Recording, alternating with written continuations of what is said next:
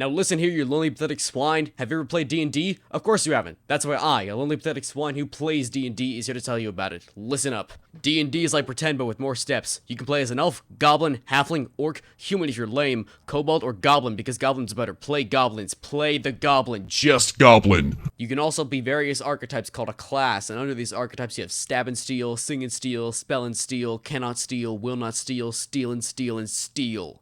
If you couldn't tell, no matter how much you want to follow a moral compass, you will end up stealing in this game. Get over it, baby. Once you have your goblin and you give him the best weapon, tool, instrument, or kitchen utensil to stab with, your dungeon master needs to give you a bunch of little numbers to add to your big numbers that actually matter, which come from the dice. Dice come in all shapes and sizes and determine how you play the game. D&D honestly boils down to you say you do the thing, and if you roll the dice good, you do the thing, and if you roll bad, you don't do the thing. Or you do, but it ends up giving you more crap than it was actually worth because you're dumb. Here, let's roll the dice right now.